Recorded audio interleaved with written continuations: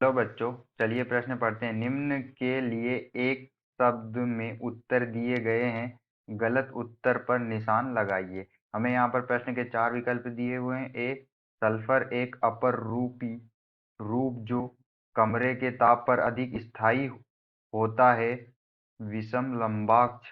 B, समूह 16 के hydride जो कमरे के ताप पर द्रव्य है, जल।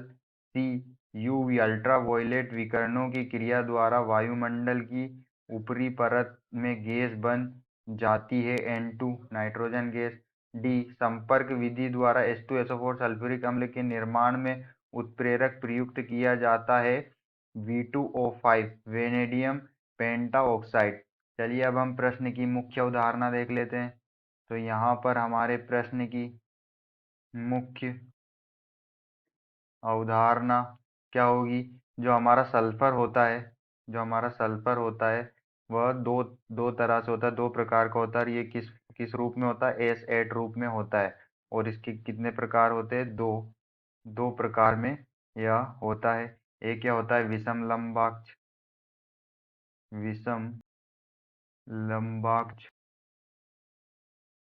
और एक होता है मोनो क्लिनिकल मोनो मोनोक्लिनिक। एक क्या होता है? मोनोक्लिनिक होता है। तो इसमें जो हमारा विषम लंबाक्ष होता है, यह जो होता है वो स्थायी होता है 369 केल्विन से कम ताप पर। 369 केल्विन से कम ताप पर यह क्या होता है? स्थायी होता है। जो हमारा विषम लंबाक्ष होता है, क्या होता है?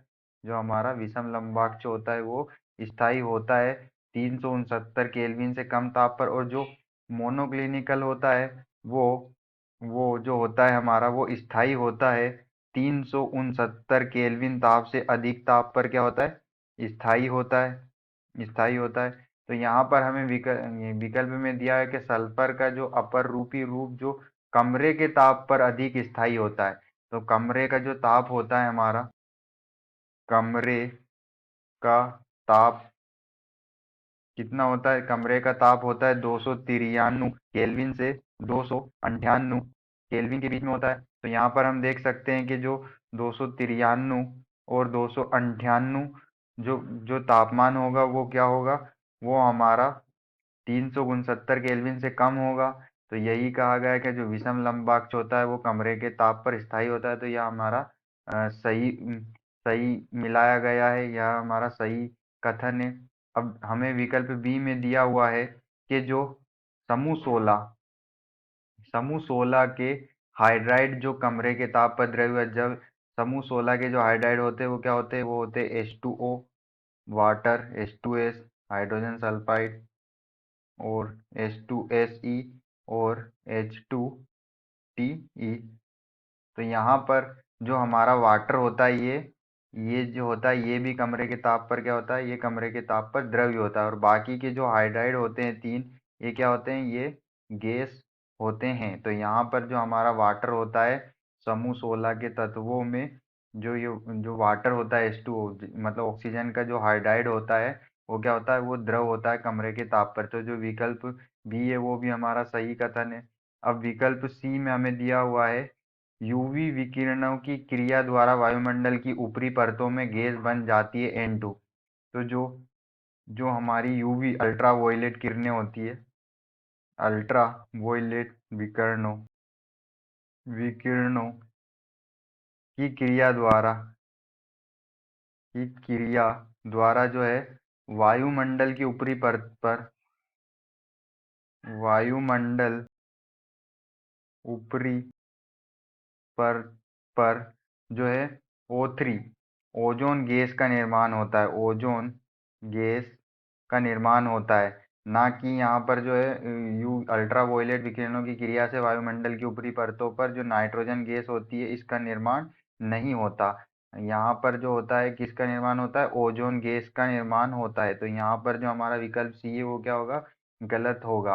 विकल्प डी में हमें दिया हुआ है, संपर्क विधि द्वारा H2SO4 के निर्माण में उत्प्रेरक प्रयुक्त किया जाता है, V2O5। तो चलिए हम इसको देख लेते हैं। हमारी संपर्क विधि होती है संपर्क विधि, उसमें क्या होता है, संपर्क विधि में हम H2SO4 सल्फ्यूरिक अम्ल का क्या करते हैं, निर्माण के लिए इसका उपयोग करते हैं। तो इसमें हम जो है सल्फर की अभिक्रिया O2 से कराते हैं, ऑक्सीजन से सल्फर की अभिक्रिया, तो SO2 सल्फर डाइऑक्साइड प्राप्त होता है। फिर सल्फर डाइऑक्साइड की अभिक्रिया हम O2 से फिर ऑक्सीजन से कराते हैं, तो यहाँ पर हमें SO3 सल्फर ट्राइऑक्साइड प्राप्त होता है। और यहाँ पर जब हम सल्फर डाइऑक्साइड के 2 अणु लेते हैं और तो हमें सल्फर ट्राइऑक्साइड के भी 2 अणु प्राप्त होते हैं। इस अभिक्रिया में हम V2O5 वेनेडियम पेंटाक्लोराइड उत्प्रेरक का उपयोग करते हैं।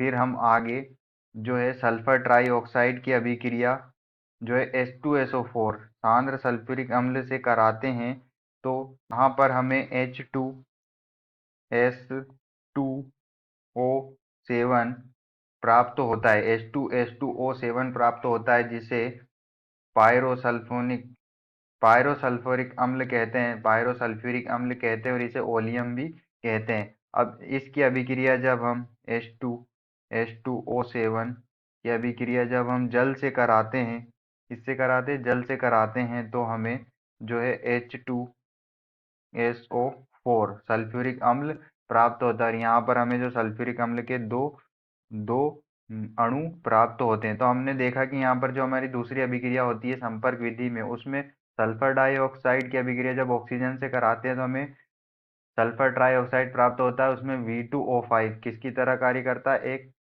उत्प्रेरक की तरह कार्य करता है। तो हमारा जो विकल्प डी होगा वह भी सही होगा। तो जो हमारा विकल्प सी है यही क्या है, गलत है, और हमें गलत उत्तर पर निशान लगाना था। तो यहाँ पर हमारा विकल्प सी हमारा क्या होगा, आंसर होगा। आशा करते हैं आपको समझ में आया होगा। धन्यवाद।